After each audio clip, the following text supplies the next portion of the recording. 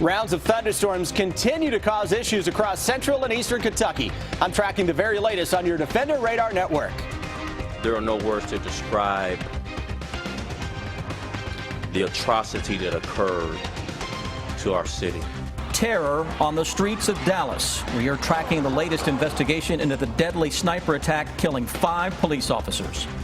Dozens of police officers across the nation, including here in Kentucky, are paying tribute to the Dallas Police Department. We'll show you how they're honoring them.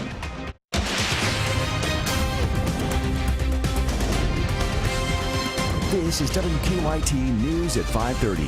We're hurting. Our profession is hurting. Dallas officers are hurting. Heartbreak in Dallas, Texas. Today, 5 officers have died and 7 others are recovering after a shooting attack overnight at what was supposed to be a peaceful protest.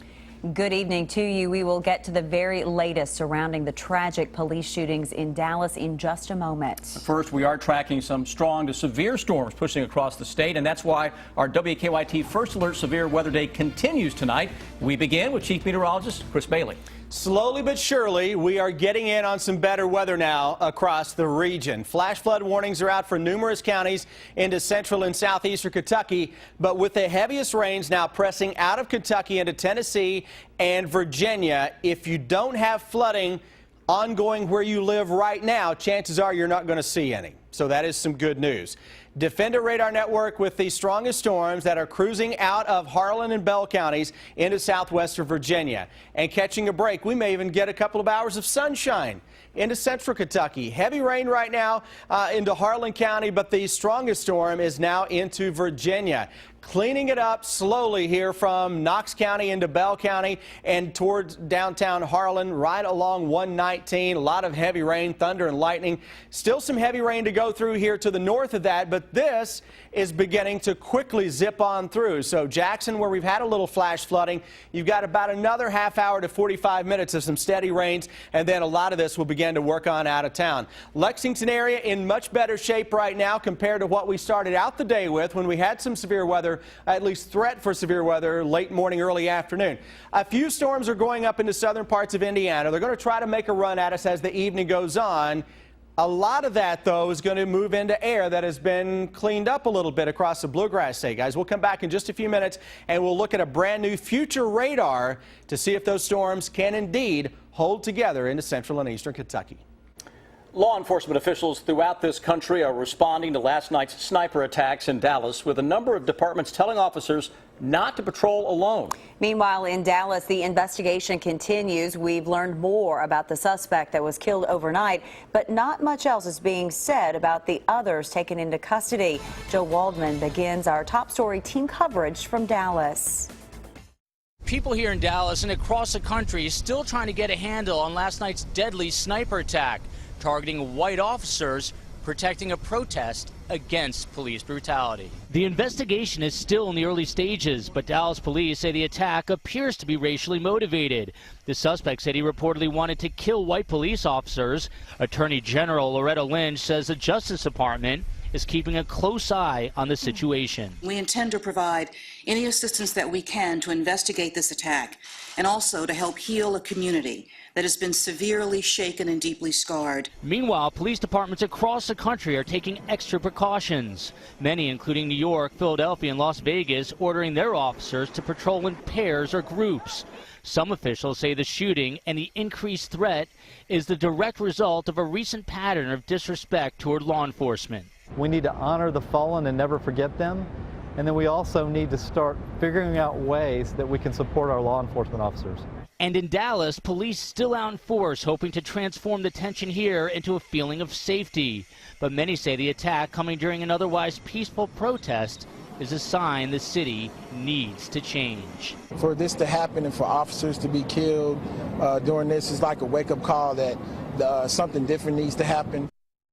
And that was Joel Waldman reporting. Police killed 25-year-old the suspect Micah Johnson after a standoff early Friday morning. We learned today that he is a former Army reservist who served in Afghanistan.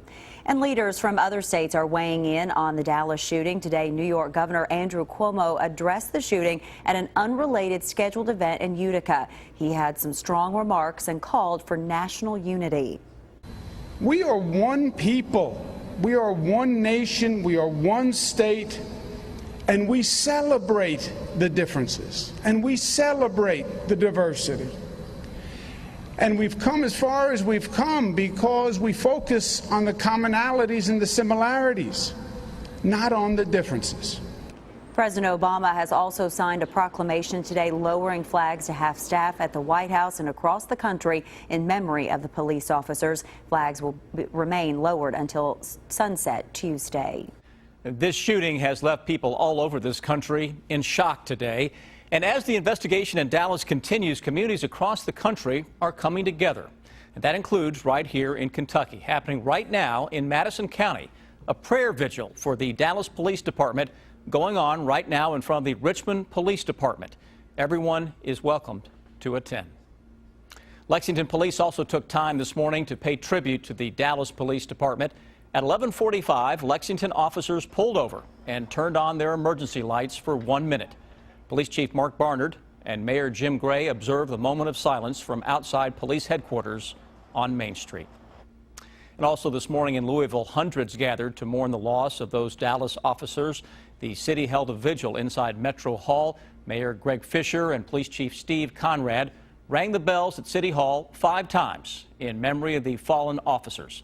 The department announced some changes in the wake of the shooting as well. Louisville is one of the several departments telling their officers to patrol in pairs until further notice. A police spokesperson says the department has received some threats since the Dallas shooting overnight. Now, this change will help make sure that the officers are kept safe, and it will give them a chance to talk with a colleague about what happened and decompress. As we take a moment to remember the 5 fallen Dallas officers, a group in Garrett County is recognizing the hard work of our first responders. Today, the Bluegrass Community Action Agency held a luncheon to show their appreciation. Samir Rayford continues our top story team coverage. Members of the Bluegrass Community Action Agency said this event has been planned for months. But they also said, in light of the officers shot in Dallas, this event couldn't have come at a better time. My tears are right here. That was so sad, and it makes it more meaningful to me that we can show our guys and gals how much we appreciate them. Jean Goins is referring to the shooting last night in Dallas that claimed 5 officers' lives. She said today was the perfect day to show first responders how much they care. Well, our first responders are very important to our community. And she's not alone. All morning long, volunteers crowded the kitchen at First Southern Bank in Lancaster to make sure everything was just right. Do we have more in the oven? Because know that our officers and our responders are really, good people here in our community. I don't know what we would do without them. Kathy Denham says the shootings in Dallas, Baton Rouge, and Minnesota have had a huge impact on her. She says now more than ever is the time to come together as one. Well, I'd like to see the community come together as one and do something co-active. What we're going to do, we're just going to keep supporting wherever we're needed. The agency said they won't be surprised if others in the community follow their lead. In Garrett County, Samir Rayford, WKYT. And the group says they hope to have another Appreciation Day soon. Remember, you can track the very latest from Dallas as it develops on our website, WKYT.com, and the WKYT News app. You can download it for free in the app or Google Play stores. Now turning our attention back to the weather situation, we saw a couple of strong storms move through central Kentucky this afternoon. Yeah, and they packed quite a punch, causing some damage here in Lexington. Our crews spotted downed trees and even a house hit by lightning. Victor Puente takes a closer look at the damage. Those storms didn't just bring heavy rain, they also lit up the sky with lightning. At 2 different Lexington homes, lightning strikes led to 911 calls. When the first round of storms came through, Don Young was returning home from the grocery store. He said as he went to unload his vehicle, a lightning strike next to his home on Crimson King Court shook his house. I opened the door to see if it was the wires on this particular pole, and when I did that, there was a ball of fire. Kentucky utility workers say that fireball was caused by a fuse that had burned out. They came out to replace that fuse and to remove a limb that had fallen on power lines next to Young's home. About 5 miles away at a work site on Bay Springs Park, a man working on a model home was taken to the hospital after lightning struck next to the home and shocked the man. Another worker at that scene told me they expected him to be okay and that he was talking after that lightning strike. Young said he's been at his home for 40 years. This is the first lightning strike he's dealt with. It was on fire. Must have been briefly, but I wasn't coming back out. Lightning's not supposed to strike twice in the same place, but I was afraid it might. There were other workers at the home that was under construction, but no one else was injured. In Lexington, Victor Puente, WKYT. And that man was working as a plumber, but we're told he was on his lunch break when the lightning hit.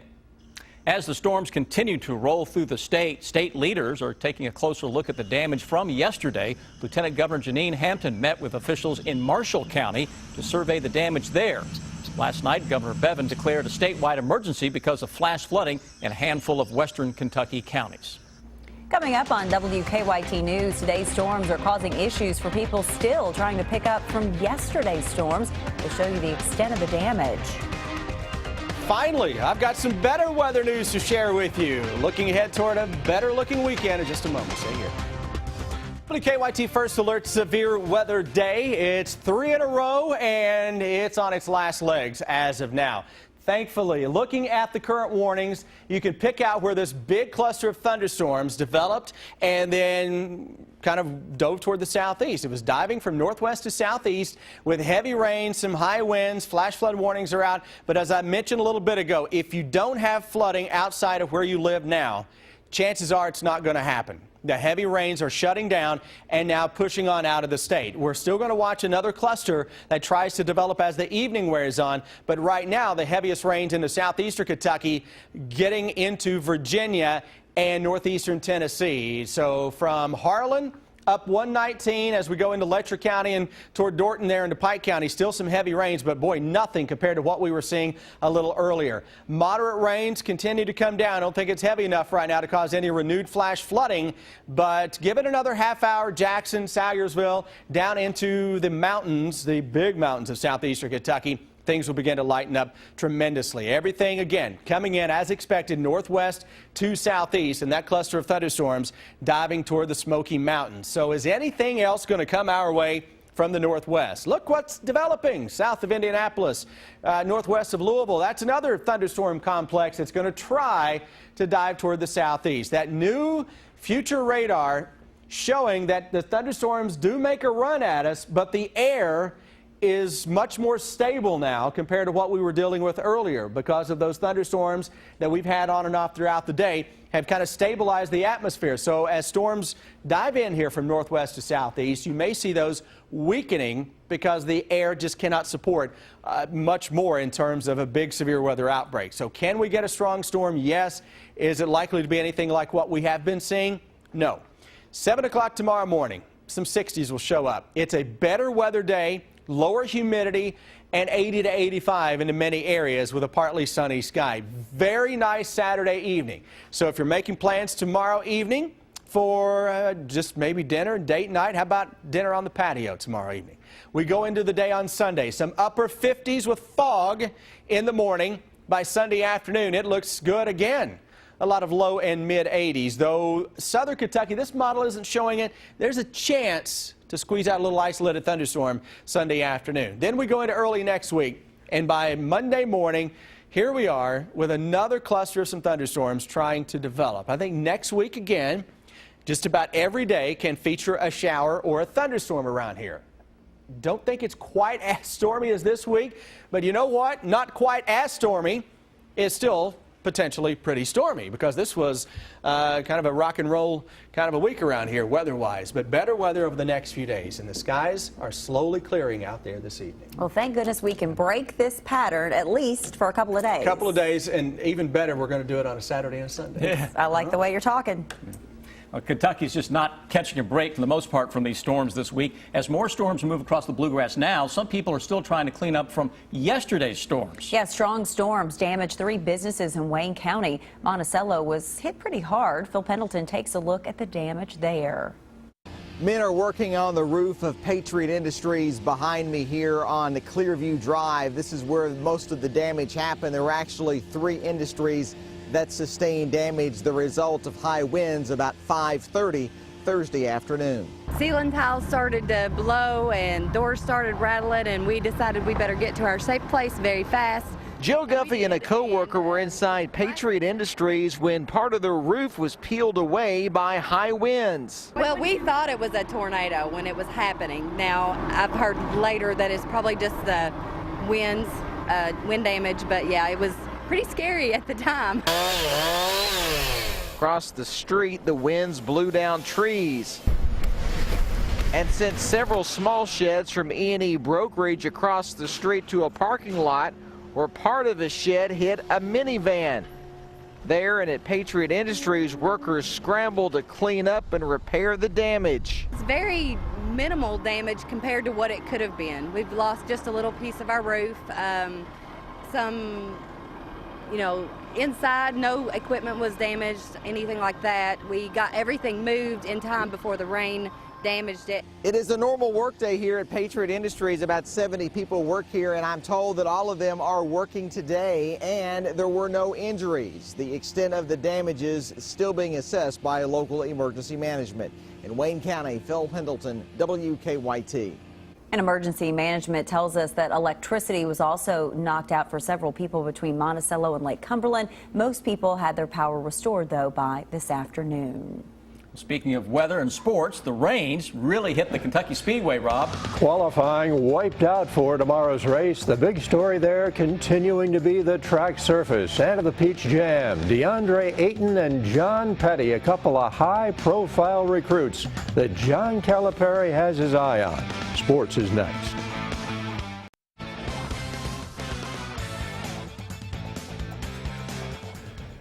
At Kentucky Speedway, Sprint Cup drivers again on the track for a second day this morning before a thunderstorm washed out most of the session and qualifying was canceled. Drivers are still trying to learn their way around the track in the new asphalt. Kyle Busch and Brad Keselowski have dominated the Quaker State 400, each with 2 wins. So did the repave level the playing field? Well, it's a totally different racetrack for sure. I'd say it's basically like starting over. I mean, there's some of the characteristics that are the same, but it's kind of like starting over. But it almost is every year, honestly, with the rules changes, the development all the teams make with the cars, the tire changes, all those things, you know, are a lot of variables that change it each and every time you come back, especially at tracks like this you only come to once a year. Certainly the guys who win frequently and are champions, they're champions for a reason. They're good at what they do. They don't care if it's a new racetrack they've never seen or a place they've been going to for 20 years. I don't think it really matters from that standpoint. So I don't think it makes your job any easier or anything like that just because nobody else has seen the place before, in my opinion. Another day for the Peach Jam in North Augusta, South Carolina. Among the players John Calipari has his eye on, 6'7" guard John Petty. He's out of Huntsville, Alabama. He's displayed a versatile game. And then there's 7-foot power forward DeAndre Ayton out of Phoenix. He's rated the top prep player in the country. I mean, probably next fall I'll probably decide or I'm about to take visits this year. You know, probably next fall I'll probably make my decision there. It's real great just to come out, compete with the level of competition that's out here. It's tough and challenging. It makes you think harder, makes you work harder, but it's very exciting. Earlier this week, UK center John Toth was named to the Remington Award watch list. Word today that he is on the Outland Trophy watch list. The Outland Trophy goes to college football's best interior lineman, the Remington Award to the best center.